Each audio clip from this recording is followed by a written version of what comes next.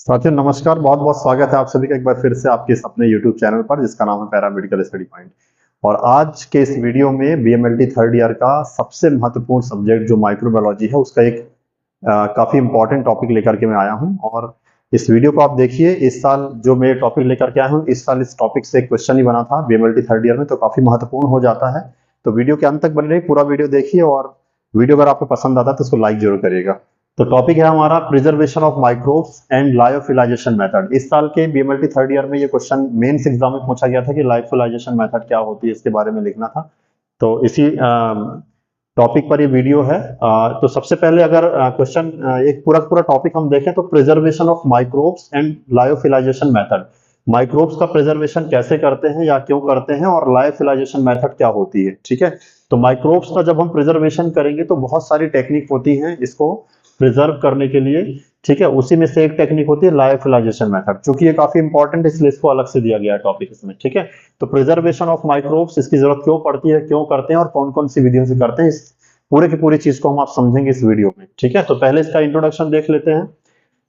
Micro organism जैसे bacteria, fungi आदि को रिसर्च, वैक्सीन प्रोडक्शन एवं इंडस्ट्रियल उपयोग के लिए लंबे समय तक संरक्षित करना जरूरी होता है।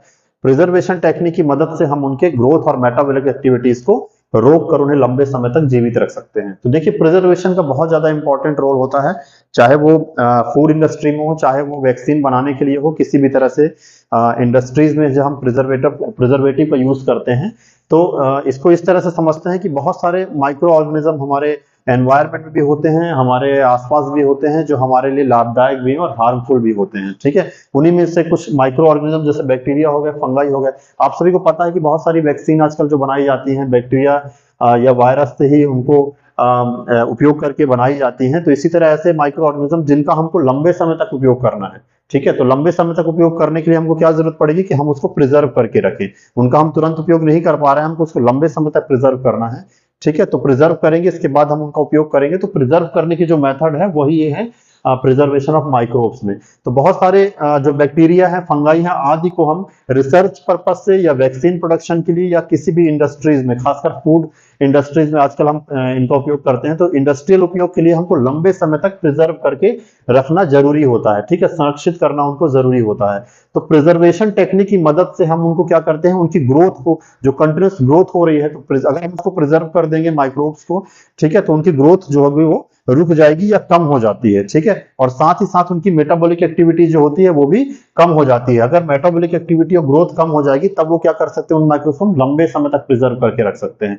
ठीक है, तो इंट्रोडक्शन में यही है कि माइक्रो ऑर्गेनिज्म जैसे बैक्टीरिया, फंगाई आदि को जो पर्पज होते हैं, जैसे कि रिसर्च पर्पज से, वैक्सीन प्रोडक्शन से या इंडस्ट्रियल उपयोग के लिए लंबे समय तक प्रिजर्व करना जरूरी होता है।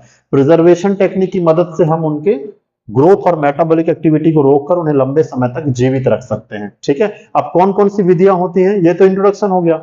प्रिजर्वेशन कौन कौन सी विधियां होती है, तो देखिए एक फ्लो डायग्राम के माध्यम से मैंने बताया है कि प्रिजर्वेशन मेथड या संरक्षण की कौन कौन सी विधियां होती है। तो दो तरह की विधियां जनरली इंपॉर्टेंट है। पहला होता है शॉर्ट टर्म प्रिजर्वेशन, मतलब हम जब कम समय के लिए प्रिजर्वेशन करते हैं, और दूसरा होता है लॉन्ग टर्म प्रिजर्वेशन, जब हम लंबे समय के लिए इन माइक्रोब्स को प्रिजर्व करके रखते हैं। ठीक है, तो शॉर्ट टर्म प्रिजर्वेशन और लॉन्ग टर्म प्रिजर्वेशन, ये दो मेथड आप इसमें लिख सकते हैं प्रिजर्वेशन मेथड में।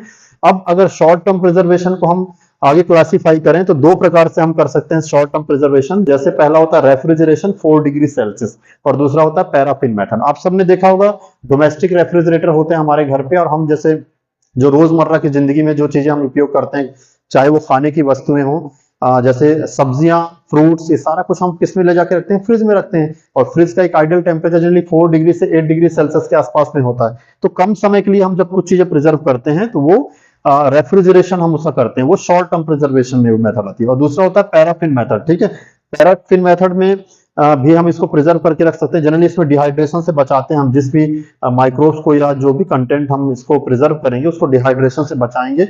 ठीक है, और वो हाइड्रेट रहेगा, और प्रिजर्व करके हम उसको पैराफिन मेथड से रख सकते हैं, ताकि जिससे वो कम समय के लिए प्रिजर्व रह सकता है। और दूसरा होता है long term preservation. Long term preservation को 3 कैटेगरी में डिवाइड किया गया है। पहला लायोफिलाइजेशन, दूसरा क्रायो प्रिजर्वेशन, और स्टोरेज इन सॉइल।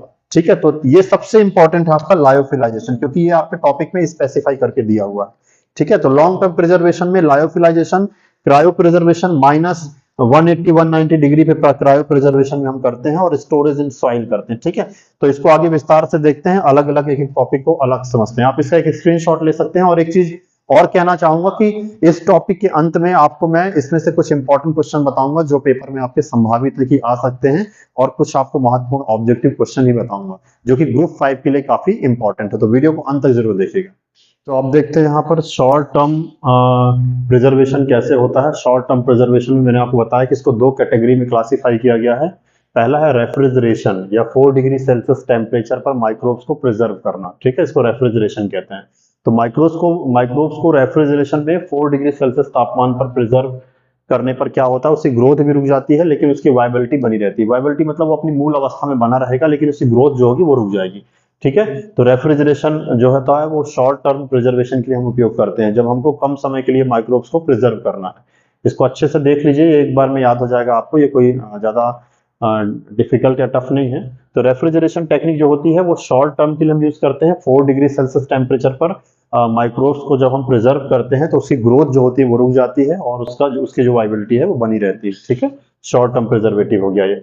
इसके बाद बात करते हैं नंबर दूसरा शॉर्ट टर्म में पैराफिन मेथड। पैराफिन मेथड क्या होती है, स्लैंट कल्चर के ऊपर स्ट्राइल लिक्विड पैराफिन डाला जाता है। स्लैंट कल्चर जो होता है हमारा, उसके ऊपर क्या करेंगे, स्ट्राइल लिक्विड पैराफिन डाल देंगे, जिससे क्या हो जाएगा कि उसका हवा से संपर्क जो होता है उसका नहीं रह जाता, मतलब वो एयर से आइसोलेट हो जाएगा। और जब एयर से आइसोलेट हो जाएगा तो क्या होगा, उसके अंदर जो नमी बनी हुई है वो नमी एज इट इज बनी रहेगी, उसका डिहाइड्रेशन नहीं होगा।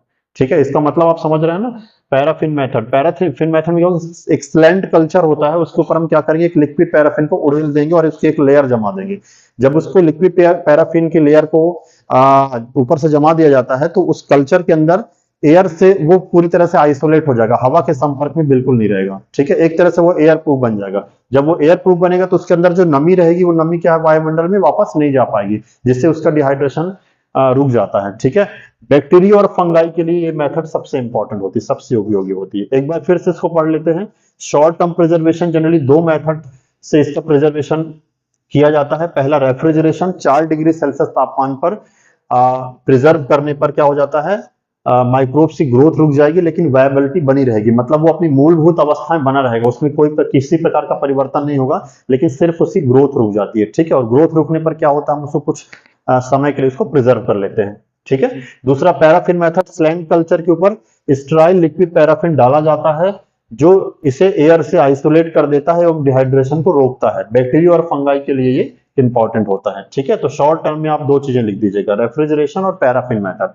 नेक्स्ट है long term preservation. Long term preservation में क्या करते हैं, सबसे पहला जो लॉन्ग टर्म प्रिजर्वेशन का मतलब ये होता है कि हमको काफी समय बाद, साल भर 2 साल के बाद या और लंबे समय तक हमको अगर प्रिजर्व करके रखना है माइक्रोब्स को, तो किन किन मेथड से हम करेंगे। तो सबसे पहली जो मेथड है और बहुत ही इंपॉर्टेंट है, इस बार के पेपर में आया था ये क्वेश्चन, लायोफिलाइजेशन मेथड। ठीक है, तो लायोफिलाइजेशन मेथड क्या होती है, एक सिंपल भाषा में अगर समझ लें, लायोफिलाइजेशन को लिक्विड या ये कह लें कि ठोस को सीधे पाउडर फॉर्म में बदल देना, बिना लिक्विड में बदले। ठीक है, किसी भी माइक्रोब्स को या किसी भी कंटेंट को जिसको हमको प्रिजर्व करना है उसको सीधे पाउडर फॉर्म में कन्वर्ट कर देना। ठीक है, सिर्फ सिंपल सा इसका मतलब यह है कि लायोफिलाइजेशन मतलब पाउडर फॉर्म में कन्वर्ट कर देना। जैसे आपने देखा होगा ना, छोटे बच्चों का सिरप आता है, एंटीबायोटिक सिरप आते हैं, पाउडर फॉर्म में रहता है, फिर आप उसमें गुनगुना पानी या स्ट्राइल वाटर मिला के उसको मिक्स करके उसका लिक्विड बनाते हैं, सस्पेंशन बनाते हैं।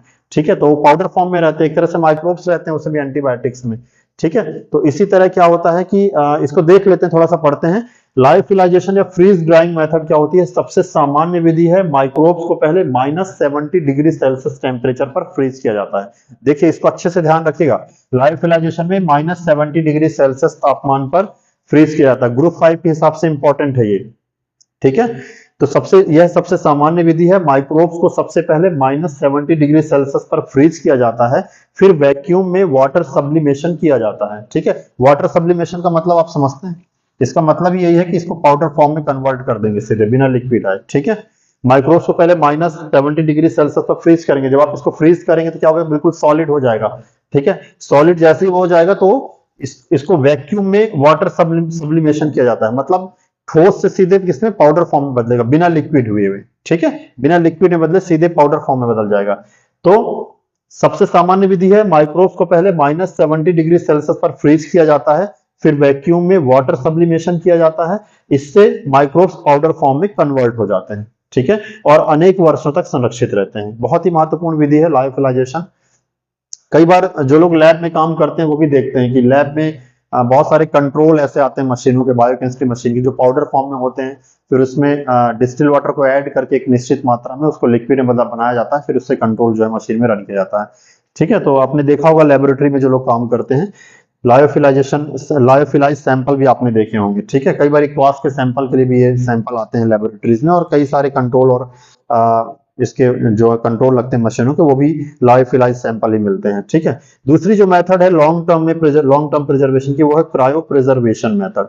तो क्रायो प्रिजर्वेशन मेथड क्या होती है? माइक्रोब्स को ग्लिसरॉल या क्रायो प्रोटेक्टेंट के साथ मिलाकर डीप फ्रीज किया जाता है। यह मेथड जेनेटिक स्टेबिलिटी बनाए रखने के काम आती है, ठीक है। यह भी ग्रुप 5 के हिसाब से काफी इंपॉर्टेंट क्वेश्चन है कि निम्न में से कौन सा प्रिजर्वेशन मेथड जो है माइक्रोब्स की जेनेटिक स्टेबिलिटी को बना करके रखती है। तो सही आंसर आप क्या लगाएंगे? क्रायो प्रिजर्वेशन मेथड, ठीक है। तो एक बार इसको फिर से पढ़ लीजिए, माइक्रोब्स को ग्लिसरॉल या क्रायो प्रोटेक्टेंट के साथ मिलाकर डीप फ्रीज किया जाता है। डीप फ्रीज मतलब ये भी जाएगा -170-190 डिग्री के आसपास से भी जाएगा, ठीक है। तो डीप फ्रीज करेंगे, यह मेथड क्या करेगी? जेनेटिक स्टेबिलिटी को बना के रखती है, और इसमें जो प्रिजर्वेशन होता है ये भी अनेक वर्षों तक हम इसको प्रिजर्व करके रखते हैं, ठीक है। तो ये दो मेथड हो गए आपकी लॉन्ग टर्म प्रिजर्वेशन में, लायोफिलाइजेशन और क्रायो प्रिजर्वेशन। तीसरी मेथड आगे देखते हैं, प्रिजर्वेटिव इन सॉइल,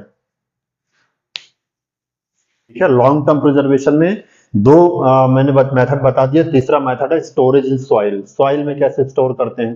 तो सबसे पहले सॉइल को स्टरलाइज करने की जरूरत पड़ती है, ठीक है। स्टराइल सॉइल का उपयोग भी हम करेंगे इसमें प्रिजर्वेशन के लिए। तो जो स्पोर फॉर्मिंग बैक्टीरिया होते हैं उनको स्टराइल सॉइल में रूम टेम्परेचर पर रखा जाता है, ठीक है। तो ये तीन विधियां हो गई आपको लॉन्ग टर्म प्रिजर्वेशन मेथड। अब हम बात करते हैं कि मेथड ऑफ लायोफिलाइजेशन, ये आपके सब्जेक्ट में, आपके टॉपिक में अलग से दिया गया है ये।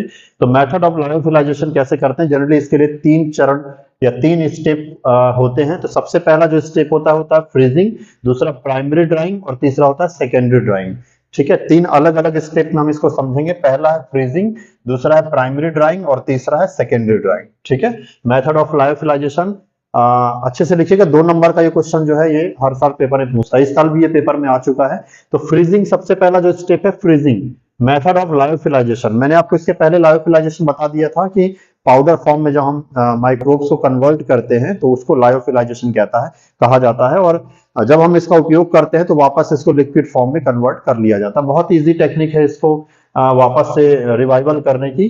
तो पहला जो स्टेप है वो है फ्रीजिंग, ठीक है।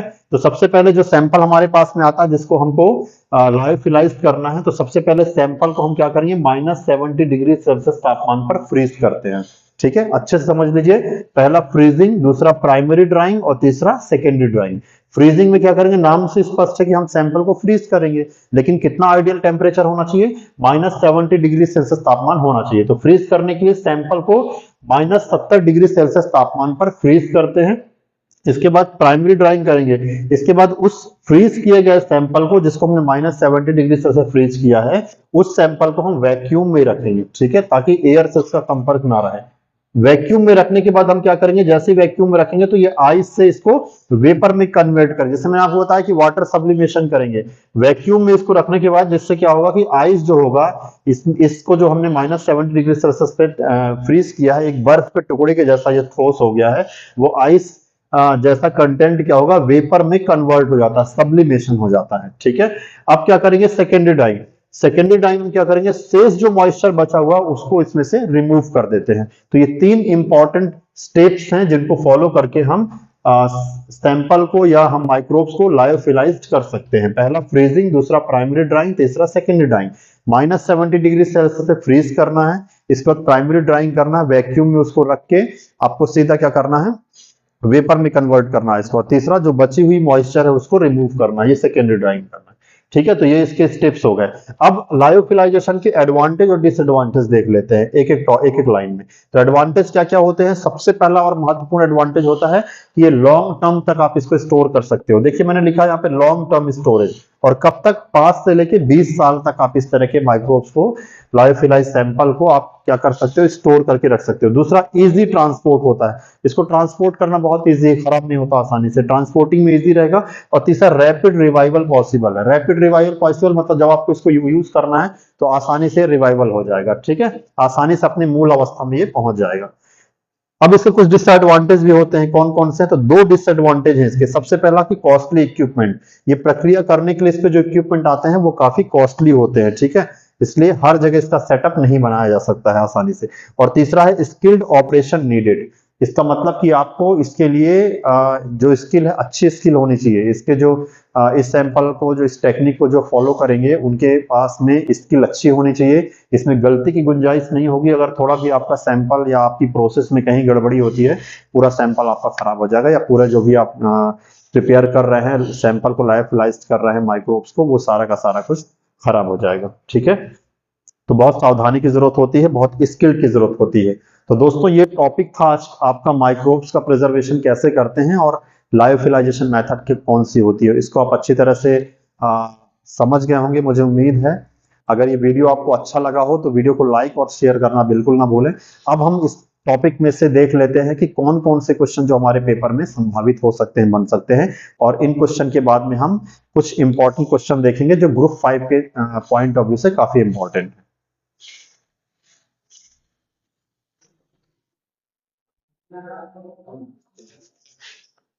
तो इस टॉपिक में से जो भी इंपॉर्टेंट क्वेश्चन बन सकते हैं पेपर में, वो हम एक बार देख लेते हैं, ठीक है। ये सारे क्वेश्चन के आंसर आप लिख के देख लीजिएगा, और अगर किसी प्रकार का डाउट लगता है इन क्वेश्चन में तो आप इसके आंसर के लिए मुझे कमेंट करके इसके आंसर आप पूछ सकते हैं, ठीक है। तो पहला जो क्वेश्चन इंपॉर्टेंट इस टॉपिक में से बन सकता है वो है, why is preservation of micro organism is important in microbiology.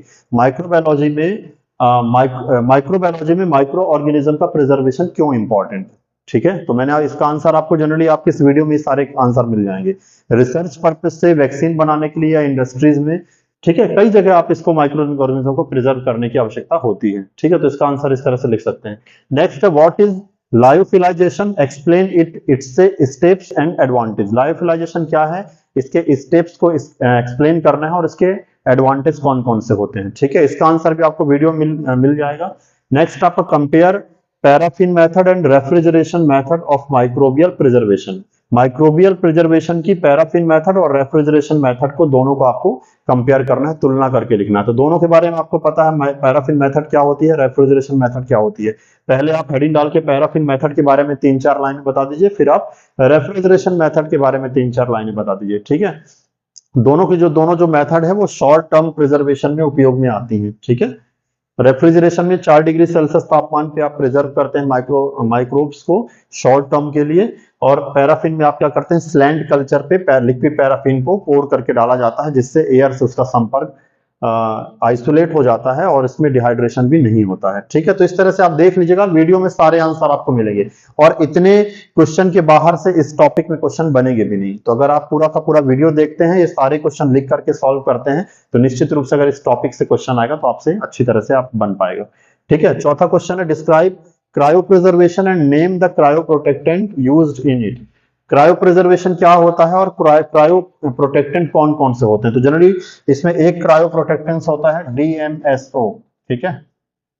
तो और भी आप देख लीजिएगा कौन कौन से क्रायो प्रोटेक्टेंट्स होते हैं, या आपको अगर नहीं समझ में आएगा तो आप मुझे मैसेज करिएगा, मैं आपको इसको टेलीग्राम पे इसका आंसर आपको भेज दूंगा, ठीक है। क्रायो प्रिजर्वेशन क्या होता है और क्रायो प्रोटेक्टेंट्स के नाम लिखना है आपको, ठीक है, कौन कौन से क्रायो प्रोटेक्टेंट्स यूज किए जाते हैं। पांचवा क्वेश्चन है, right the different method use for long term preservation of microbes. ठीक है, देखिए लॉन्ग टर्म प्रिजर्वेशन में कौन कौन सी मेथड आप यूज करते हैं। मैंने 3 मेथड आपको बताई हैं, ठीक है। कौन कौन सी मेथड मैंने आपको बताई हैं, कमेंट करके मुझे बताइए, ठीक, उसके बारे में आपको लिखना डिटेल में। लास्ट क्वेश्चन आपका, एक्सप्लेन लायोफिलाइजेशन। ये भी 2 नंबर में क्वेश्चन पूछता है, लायोफिलाइजेशन क्या होता है, तो इसको लिख सकते हैं। तो ये क्वेश्चन आपके इस टॉपिक के इंपॉर्टेंट थे। अब हम देख लेते हैं कि ऑब्जेक्टिव क्वेश्चन कौन कौन से बन सकते हैं जो ग्रुप 5 के पॉइंट ऑफ व्यू से इंपॉर्टेंट है।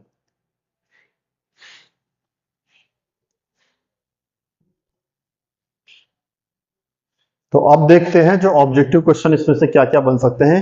ग्रुप 5 में लैब टेक्नीशियन और लैब असिस्टेंट के एग्जाम के पॉइंट ऑफ व्यू से ये क्वेश्चन इंपॉर्टेंट है। ठीक है, तो पहला जो क्वेश्चन है, लायोफिलाइजेशन को किस नाम से भी जाना जाता है। अभी आपने वीडियो में देखा है, आपने पढ़ा है, लायोफिलाइजेशन को अन्य किस नाम से जाना जाता है। तो पहला ऑप्शन है क्रायो प्रिजर्वेशन, दूसरा पास्चुराइजेशन, तीसरा फ्रीज ड्राइंग और चौथा ऑटोक्लेविंग। ठीक है, तो इसका आंसर आप कमेंट करके मुझे बताइए। अगर आपने वीडियो पूरा देखा है तो इसका आंसर आपको आसानी से बन जाएगा। लायोफिलाइजेशन को किस नाम से भी जाना जाता है। पहला है क्रायो प्रिजर्वेशन, दूसरा पास्चुराइजेशन, तीसरा फ्रीज ड्राइंग और चौथा ऑटोक्लेविंग। ठीक है, इनके आंसर मैं आपको नहीं बताऊंगा, आप ही मुझे कमेंट करके इसके आंसर जरूर बताइए। ठीक है, नेक्स्ट क्वेश्चन है, पैराफिन मेथड का उपयोग किस लिए होता है। पैराफिन मेथड का उपयोग किस लिए होता है। पहला ऑप्शन है हीटिंग, दूसरा स्टरलाइजेशन, तीसरा प्रिजर्वेशन और चौथा आइडेंटिफिकेशन। ठीक, नेक्स्ट आपका क्रायो प्रिजर्वेशन में कौन कौन सा रसायन क्रायो प्रोटेक्टेंट के रूप में उपयोग किया जाता है। अभी हमने क्रायो प्रिजर्वेशन पढ़ा था ना, तो कौन कौन सा जो रसायन है, कौन सा केमिकल है जो क्रायो प्रोटेक्टेंट के रूप में उपयोग किया जाएगा। पहला ऑप्शन है अल्कोहल, दूसरा ग्लिसरॉल, तीसरा फॉर्मेलिन, चौथा एसीटोन। चौथा क्वेश्चन है, क्रायो प्रिजर्वेशन स्टोरेज का तापमान कितना होता है। क्रायो प्रिजर्वेशन स्टोरेज का तापमान 0 degree Celsius, -20 degree Celsius, -196 degree Celsius या 25 डिग्री सेल्सियस। ठीक है, सही आंसर बताइए आप मुझे कमेंट करके। नेक्स्ट पांचवा क्वेश्चन है, फ्रीज ड्राइंग प्रोसेस में बर्फ किस में बदलती है। फ्रीज ड्राइंग प्रोसेस में बर्फ किस में बदलेगी, वाटर में, वेपर में, क्रिस्टल में कि ऑल ऑफ एबव या इन सभी में। तो ये 5 क्वेश्चन मैंने आपको बताए हैं ऑब्जेक्टिव। और अब हम ये नई चीज शुरू कर रहे हैं कि जिस भी टॉपिक को हम आपको बताएंगे या जिस टॉपिक का वीडियो हम आप सभी के लेकर के आएंगे, वीडियो के अंत में हम आपको उसको उस टॉपिक से संबंधित कुछ इंपॉर्टेंट क्वेश्चन बताएंगे जो पेपर में आ सकते हैं, और साथ ही साथ उसमें से जो बहुत ही महत्वपूर्ण ऑब्जेक्टिव क्वेश्चन है वो भी आपको बताएंगे, जिससे कि आपके ग्रुप 5 की तैयारी भी बीएमएलटी थर्ड ईयर के साथ साथ आपकी हो सकेगी। ठीक है, तो चलिए एक बार इसके आंसर देख लेते हैं फिर से। लायोफिलाइजेशन को किस नाम से जाना जाता है। मैंने आपको बताया था कि लायोफिलाइजेशन को फ्रीज ड्राइंग के नाम से जाना जाता है, तो इसका जो बी नंबर ऑप्शन है वो सही होगा। लायोफिलाइजेशन और फ्रीज ड्राइंग एक ही चीज है। नेक्स्ट आपका पैराफिन मेथड का उपयोग किस लिए होता है। पैराफिन मेथड का उपयोग हीटिंग के लिए, स्टरलाइजेशन के लिए, प्रिजर्वेशन के लिए, आइडेंटिफिकेशन के लिए। तो प्रिजर्वेशन के लिए हम पैराफिन मेथड का उपयोग करते हैं। नेक्स्ट है, क्रायो प्रिजर्वेशन में कौन सा रसायन क्रायो प्रोटेक्टेंट के रूप में उपयोग किया जाता है। तो जनरली मैंने वीडियो में बताया है ग्लिसरॉल और डीएसएमओ, तो ग्लिसरॉल इसका सही आंसर होगा। अल्कोहल, फॉर्मेलिन और एसीटोन तीनों गलत आंसर हैं, ग्लिसरॉल जो है सही आंसर है। क्रायो प्रिजर्वेशन में क्रायो प्रोटेक्टेंट के रूप में ग्लिसरॉल का उपयोग किया जाता है, ग्लिसरॉल का। ठीक है, नेक्स्ट है, क्रायो प्रिजर्वेशन स्टोरेज का तापमान कितना होता है। तो 0 डिग्री सेल्सियस गलत है, -20 भी गलत है और 25 भी गलत है। इसका सही आंसर है 196 डिग्री सेल्सियस, -190 डिग्री सेल्सियस। ठीक है, 196 डिग्री सेल्सियस तापमान पर हम क्रायो प्रिजर्वेशन करते हैं माइक्रोब्स का। Last question, freeze drying process में बर्फ किस में बदलती है। तो फ्रीज ड्राइंग प्रोसेस को ही लायोफिलाइजेशन कहते हैं, जिसमें बर्फ सीधे पाउडर फॉर्म में बदलती है, या इसको कह लीजिए कि वेपर फॉर्म में बदलती है। ठीक है, तो वेपर फॉर्म में बदलेगी, तो फ्रीज ड्राइंग प्रोसेस में बर्फ किससे बदलेगी, वेपर में बदलेगी। ठीक है, वेपर से फिर उसको अगले स्टेप में पाउडर फॉर्म में कन्वर्ट कर लिया जाता है। तो दोस्तों ये आपका आज का जो महत्वपूर्ण टॉपिक था। आप सभी कमेंट करके जरूर बताइए कि वीडियो आपको कैसा लगा, और वीडियो को शेयर करना ना भूलें। इसी तरह के वीडियो के लिए चैनल के साथ में बने रहें, आगे भी आपको काफी इंपॉर्टेंट वीडियो हम सभी यहाँ पर प्रोवाइड कराएंगे। Thank you so much.